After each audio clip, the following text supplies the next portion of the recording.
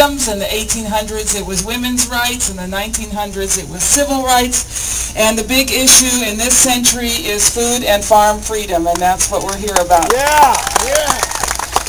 The FDA and USDA promulgate two falsehoods. One is that there is no nutritional difference between raw and pasteurized milk.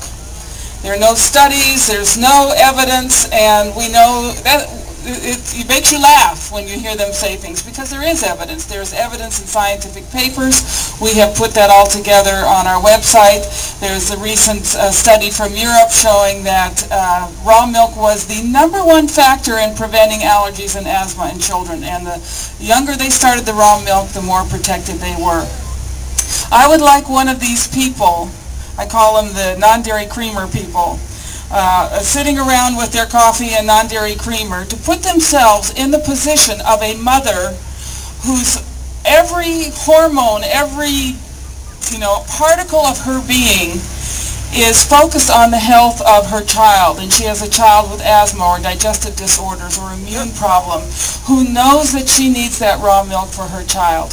Put themselves in her place, and that is what our government officials are not doing. The other lie is that raw milk is inherently dangerous. This statement is based on 40-year-old science. We know that raw milk is actually inherently safe. There are numerous components in raw milk that kill pathogens. You cannot get pathogens to grow in raw milk. And there are numerous components in raw milk that strengthen the immune system and give us immunity for life to a variety of pathogens. These are all compromised or even killed by the pasteurization process, and especially the ultra-pasteurization process. We have looked very carefully at the numbers, and we know that even using inflated government attributions of illness caused by raw milk, and these are usually attributions made by highly biased investigators, even if we include all of these in our statistics, we know that the cases of outbreak attributed to raw milk per person are orders of magnitude lower than outbreaks from the various pathogens from other food. In 2007, the government did a survey. By the way, 2007 was the year that 3 people died from pasteurized milk in Massachusetts in this country. They did a survey. We just found out about it. They didn't tell us. And in this survey, they determined that there are 9 million raw milk drinkers in this country. 9 million.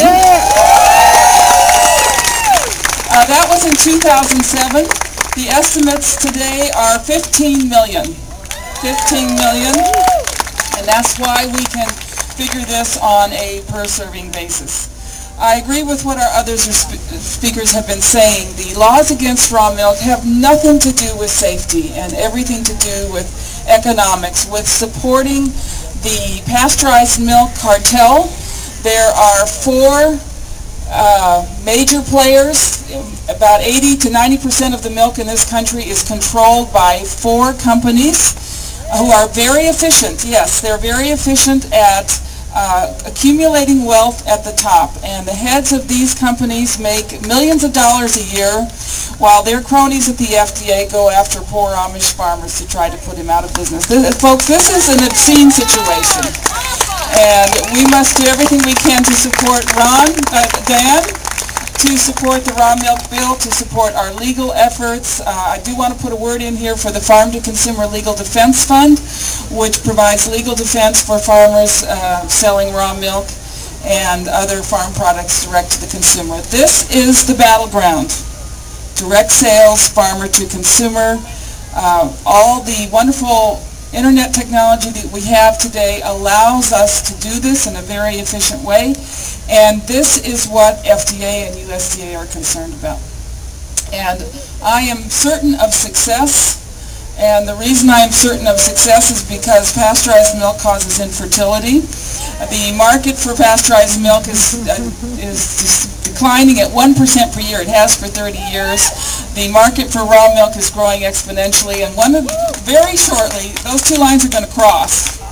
And there's no force on earth greater than the educated, committed consumer and passionate moms. Thank you, passionate moms. And that's what we have here today. Thank you all for coming, and let's have an imaginary toast to raw milk. Thank you very much.